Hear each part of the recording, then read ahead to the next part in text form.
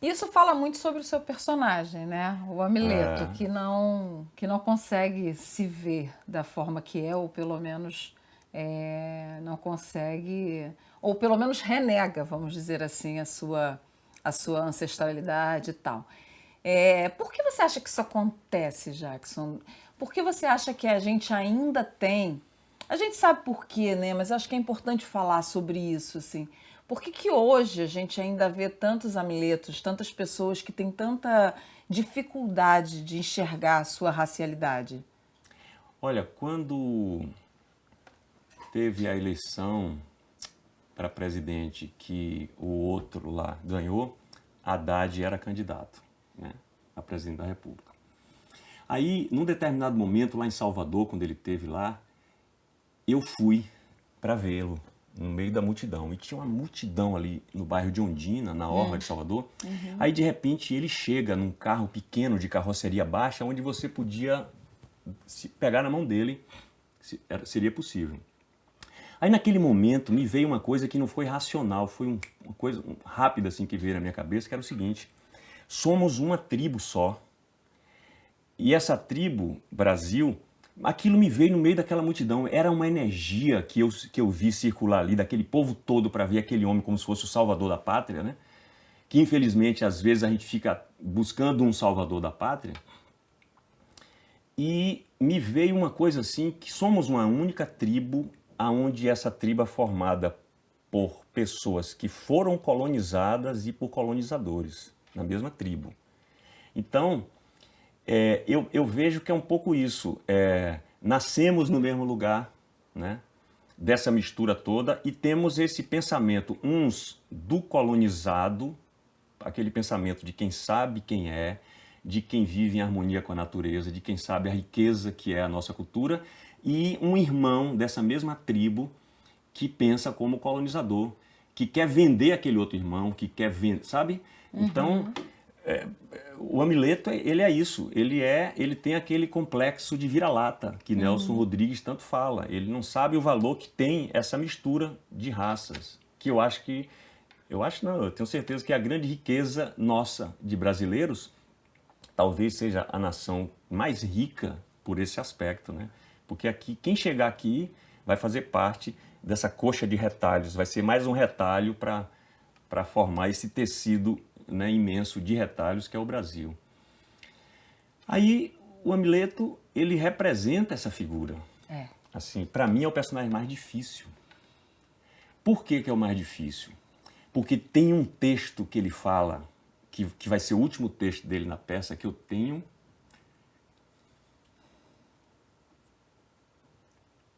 Só de falar eu me emociono assim, porque eu tenho vergonha de dizer. Eu sei qual é o ofício do ator. O ator é para fazer o que, né? Mas eu tenho vergonha de dizer aquilo, sabe? É muito baixo, é muito sem consciência, é muito sem noção. E ele é uma pessoa sem noção. Quando meu filho, Cauê, meu filho mais velho, eu falando da peça com ele lá em Salvador, aí ele se assustou com as coisas que eu disse a ele que o Amileto ia fazer. Aí ele pegou e leu, ele falou: meu pai, ele também é vítima.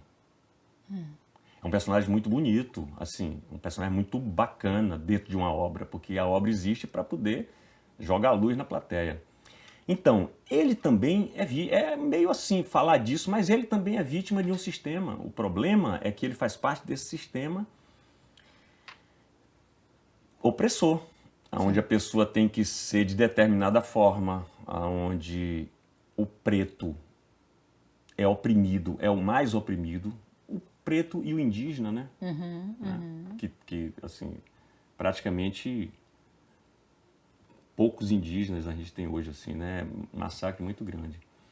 Então, quem é esse Amileto? Amileto é, é essa pessoa que a gente quer expulsar, no sentido de fazer ele se transformar, né? E a peça faz muito bem isso. A cena final dele, André tem uma cena que eu não sabia exatamente como fazer essa cena, como falar esse texto, e ele faz com que o povo brasileiro, né, desse espetáculo, expulse literalmente ele sai de cena, ele é expulso assim pelas pessoas de uma forma muito bonita, no silêncio, assim, sabe? Então, Amleto é esse monstro que a gente precisa matar. É. E agora, como matar ele? Mata ele com educação, mata ele mostrando para ele que ele tem um valor que não é querer ser o que ele não é, né? Querer ser europeu, querer ser inglês. De um trabalho de autoestima, né? Porque a gente nasce e cresce com referências altamente eurocentradas a vida inteira. Então, obviamente que tudo ligado a uma estética, a uma cultura afro-brasileira, sempre foi desvalorizado aos olhos da maioria das pessoas. Então, se o pardo, como é o caso do Amleto, ele tem esse lugar de alguma passabilidade, de alguma possibilidade de se assemelhar mais a um ancestral branco do que ao negro, ele vai fazer o que ele puder para que isso aconteça. Isso não é diferente de uma realidade que a gente vive no nosso país até hoje, o tempo inteiro. Assim. Acho que a gente está vivendo uma época em que cada vez mais a gente tem essa consciência racial, esse lugar de orgulho da nossa estética, da nossa cultura, mas durante muito tempo, e para muita gente até hoje, sempre existiu a cultura de negação de tudo que viesse da parte ancestral ligada aos negros, né? Às pessoas pretas. Então, é a coisa de a vida inteira alisar o cabelo, não por opção, não porque você simplesmente quer, porque você pode ter o cabelo como você quiser, na minha opinião. A questão não é essa, a questão é o lugar de alisar para que você fique mais próximo de uma estética branca. Né? Esse é o lugar problemático da coisa e é o lugar que muitas vezes o pardo se colocou uma vida inteira porque foi obrigado a isso. Ele tinha alguma possibilidade, então era um lugar meio de sobrevivência.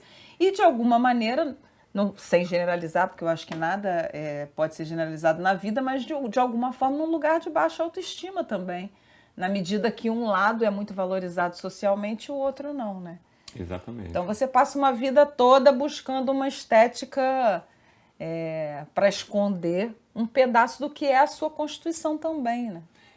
Quando eu cheguei na escola de teatro em Salvador, 1990 por aí Jerônimo lança aquela música Eu Sou Negão, Meu Coração é a Liberdade.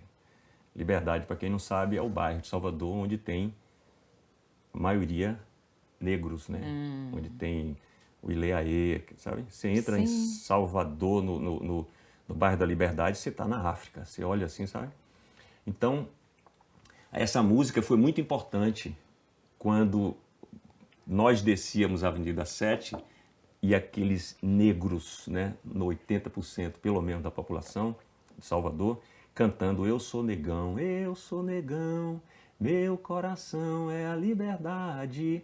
Então, trazendo essa consciência que você está falando, que esse povo não, sabe, nós não temos, né?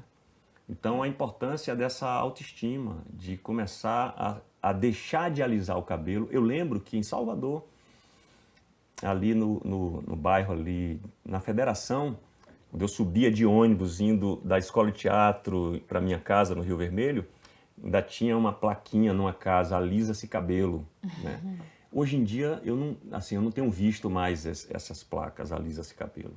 Então, as pessoas passaram a ter orgulho, né? Porque das suas características. Isso é muito importante, né? Então, o Amleto é essa figura que tem uma mãe preta, retinta, e que ele esconde. Sabe? É outra cena, assim. Essa cena é uma das mais terríveis, assim. Porque o camarada que é capaz de fazer isso com a mãe, ele faz com a nação. Não é? E o Amleto é isso, essa figura que tem uma trajetória que caminha para a política. Então, a gente precisa matar, né, entre aspas, né? A gente precisa transformar, fazer jogar uma consciência, né, uma luz na consciência dessas pessoas, porque essas pessoas, esses Amletos, muitas vezes eles estão dirigindo as grandes televisões, eles estão com a imprensa na mão, eles são estão nos lugares de poder político, eles são o poder, eles são a casa grande que oprime a senzala, né? Então a gente precisa mudar isso. E a peça traz essa reflexão da melhor maneira possível, né? É.